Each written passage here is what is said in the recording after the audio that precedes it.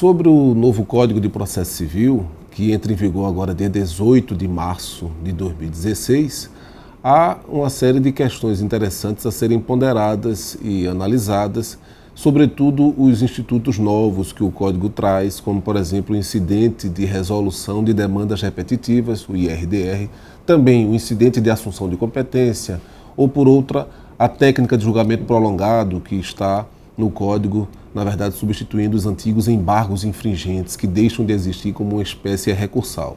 Há uma série de inovações que o Código traz e que devem ser alvo de análise no dia a dia. No caso de um tribunal de segundo grau de jurisdição, Tribunal Regional Federal ou Tribunal de Justiça dos Estados, há, por exemplo, uma série de questões que dizem respeito ao dia a dia de funcionamento dos gabinetes dos desembargadores desses tribunais, né? Por exemplo, questões relativas à necessidade de inclusão em pauta dos processos que tenham sido levados à sessão de julgamento, mas que não tenham sido julgados naquela sessão, ou eles ficam adiados para a primeira sessão subsequente, ou deverão ser novamente incluídos em pauta. Isso garante a publicidade, isso garante o direito de sustentação oral por parte dos advogados na sessão de julgamento em que aquele processo venha efetivamente a ser julgado. Enfim, se não foi julgado no dia da pauta para a qual foi incluído, é preciso que ele seja expressamente adiado para a primeira sessão seguinte ou, então, se não for assim, deve ser novamente incluído em pauta. Uma outra novidade interessante é que os embargos de declaração e os agravos internos contra decisões unipessoais do relator, tanto os embargos de declaração quanto os agravos internos agora exigem, doravante, inclusão em pauta. Antigamente não era assim no Código Velho, no Código 73. O Código Novo, o CPC de 15, que entra em vigor agora em 16, exige inclusão em pauta dos embargos de declaração e dos agravos internos. É verdade que, quanto aos embargos de declaração, há uma previsão dizendo que, se eles não forem incluídos na primeira sessão seguinte, se não forem submetidos a julgamento na primeira sessão seguinte em que ele chegue ao gabinete, aí sim é que haveria necessidade de inclusão em pauta. Mas há uma tendência natural de que se incluam em pauta todos os embargos de declaração, até para evitar aquele risco de eventualmente ser submetido a julgamento sem respeitar essa necessidade, essa exigência.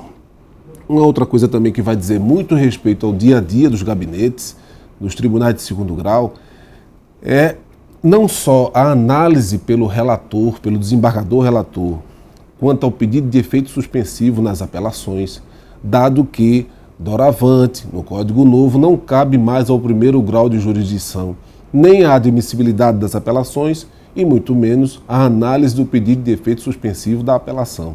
Então, cabe ao relator, ao desembargador relator do tribunal, apreciar o pedido de efeito suspensivo da apelação. Não só isso, como também uma outra coisa muito relevante e que é uma novidade no novo CPC, é o fato de que as contrarrazões à apelação podem conter nelas, nas contrarrazões, pedido recursal quanto às decisões interlocutórias acerca das quais não coube o agravo de instrumento, que está lá tipificado no 1015, que o agravo de instrumento doravante, que também é uma novidade, só vai caber o manejo de agravo de instrumento quanto às hipóteses tipificadas no 1015. Significa dizer que existirão, doravante, decisões interlocutórias contra as quais não caberá agravo de instrumento. E quando se poderá impugnar essas decisões? Na apelação ou nas contrarrazões à apelação. Então, no dia a dia dos tribunais, vai ser indispensável analisar se na apelação ou nas contrarrazões existe recurso contra as interlocutórias acerca das quais não coube agravo de instrumento oportunamente, porque não previsto no 1015. Uma outra, aliás, até o relator nos tribunais, né, sobre esse mesmo sentido, nessa mesma ótica, pode precisar mandar intimar o apelado, aliás, o apelante, para falar das contrarrazões, porque nas contrarrazões pode ter recurso, né, embutido nas contrarrazões, até uma quebra de paradigma, aliás, isso, né? E aí o apelante vai ter que falar sobre as contrarrazões, tem direito de responder ao recurso contido nas contrarrazões nessas hipóteses.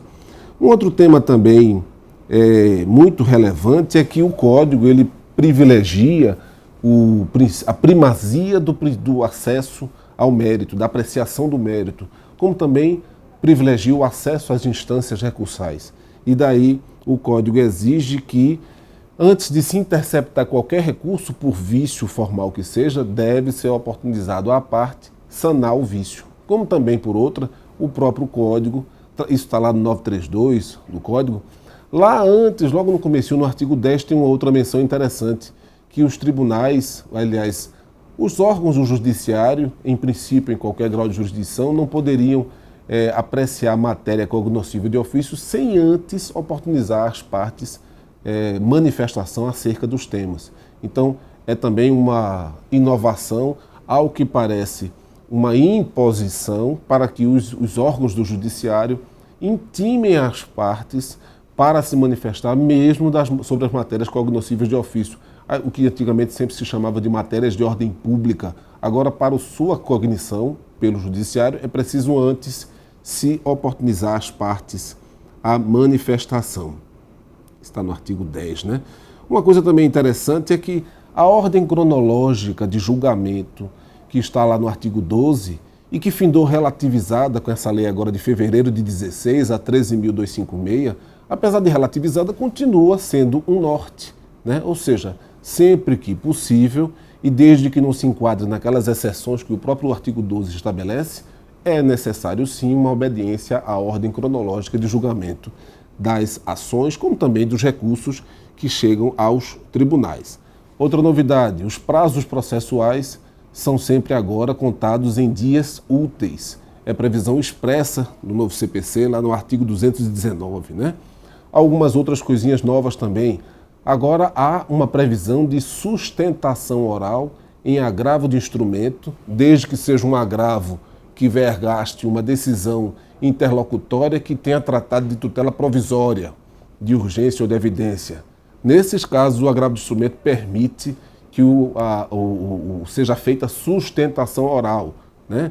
Uma outra hipótese também nova é que cabe sustentação oral em agravo interno interposto contra a decisão de relator no tribunal que extinga a ação originária. Por exemplo, uma ação rescisória no Tribunal de Justiça ou no Tribunal Regional Federal, se o relator entender de extinguir essa ação rescisória, como também uma reclamação, como também um mandado de segurança, essa decisão unipessoal, solteira, isolada do relator, comporta agravo interno e que cabe no agravo interno sustentação oral no julgamento. Agravo interno também, como já dissemos, que deve ter sido incluído em pauta previamente.